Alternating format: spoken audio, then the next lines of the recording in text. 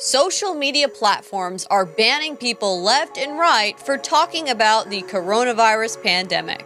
YouTube is adapting to coronavirus. I want to make sure you understand what's behind all the updates you've been seeing. Creators might see a temporary increase in video removals, unfortunately, including some that may not violate any policies. Well, mostly conservatives. The mainstream media has a free pass. We're using our homepage to direct millions of daily viewers to official websites. They include the World Health Organization, the Centers for Disease Control, and other authoritative organizations around the world. YouTube recently put out a statement that they have clear policies prohibiting any content that disputes the existence and transmission of COVID-19 as described by the World Health Organization and the NHS. Did you catch that? As described by the World Health Organization and the NHS. Which description? So you mean when they said there was no human-to-human transmission, or when their numbers were really inflated?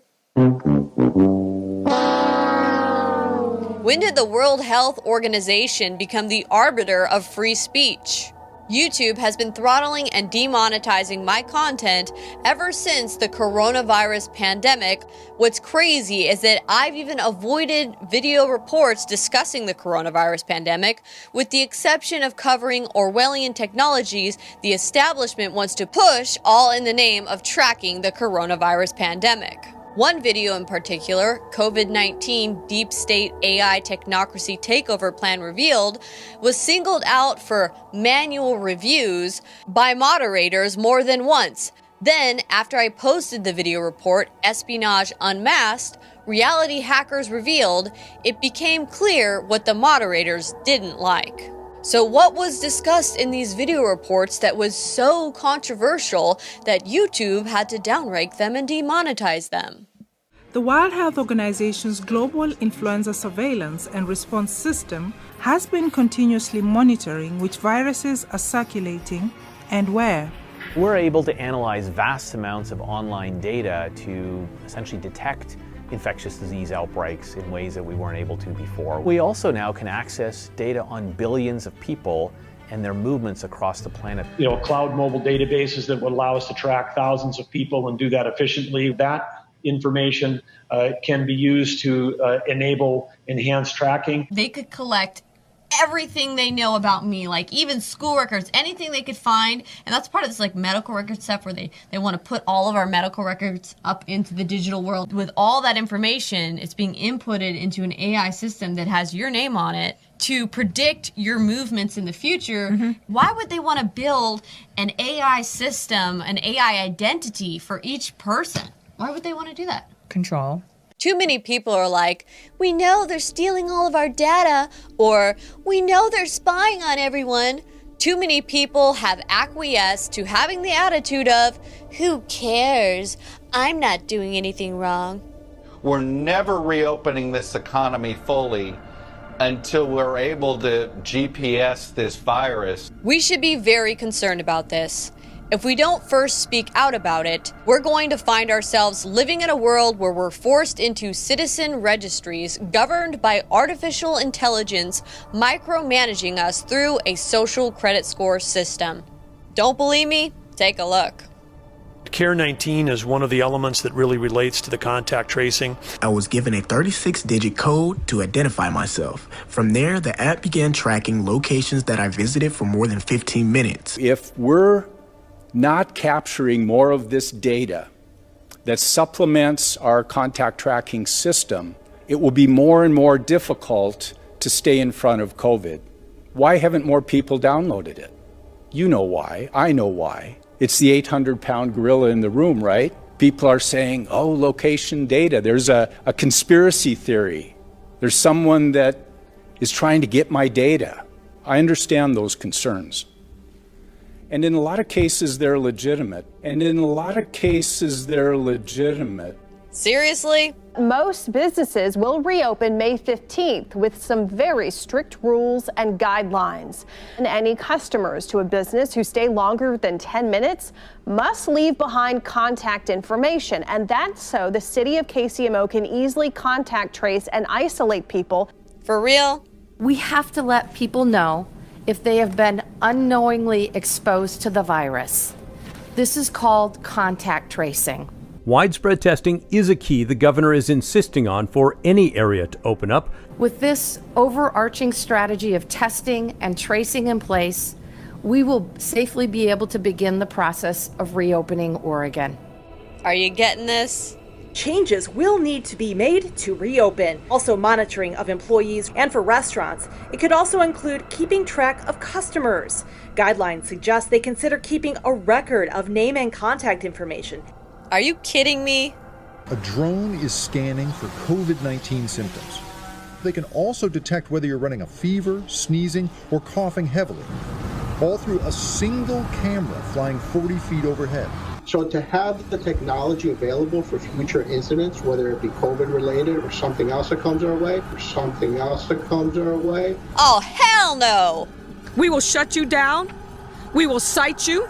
And if we need to, we will arrest you, and you refuse to do what is necessary to save lives in the city in the middle of a pandemic, we will take you to jail, period. Hell no, to the no, no, no, hell to the no. The reason why they want all of our data is because it goes into data systems for predictive modeling.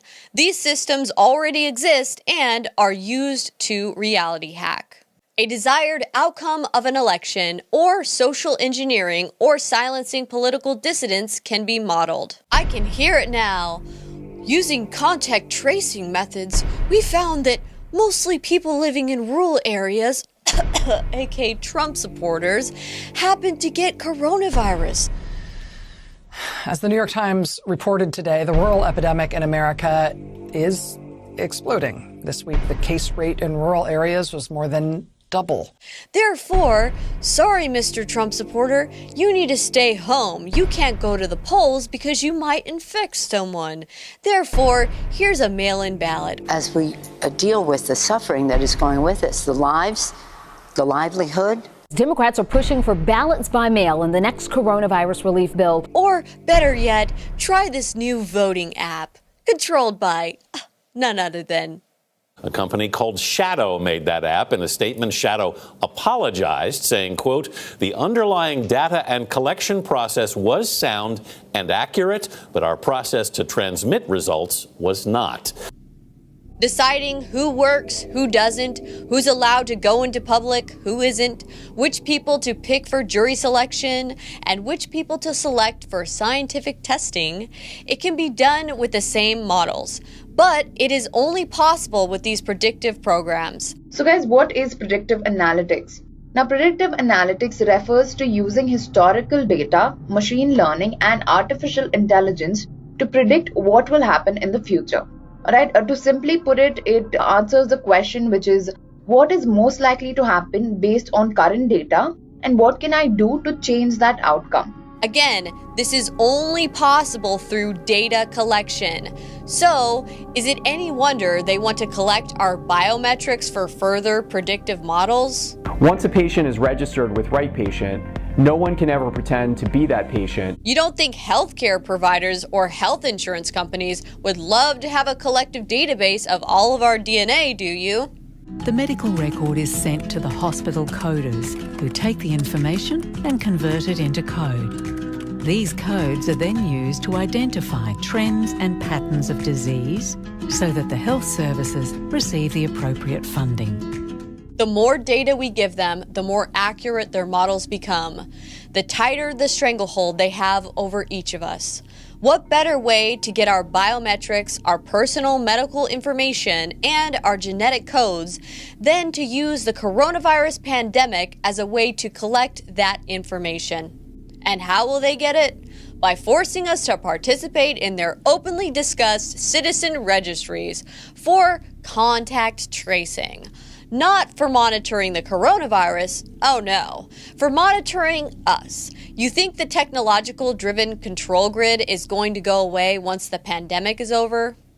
We have completed external evaluations of surveillance and response systems in over 100 countries and carried out more than 50 simulation exercises at country level. The EpiBrain initiative A global data ecosystem aims to build a collaboration of big data networks to understand and predict epidemics. You think the New World Order Health Organization is going to relinquish the power once obtained?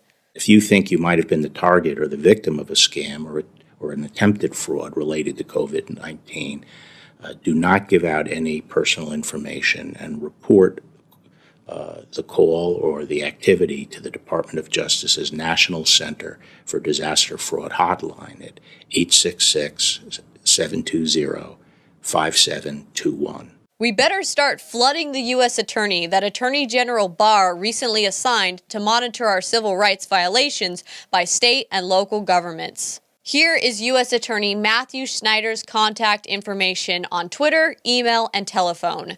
Let him know how you feel about your rights being stripped from you. If we don't stand up for our rights, we will lose them in the name of protecting the herd. You've been warned.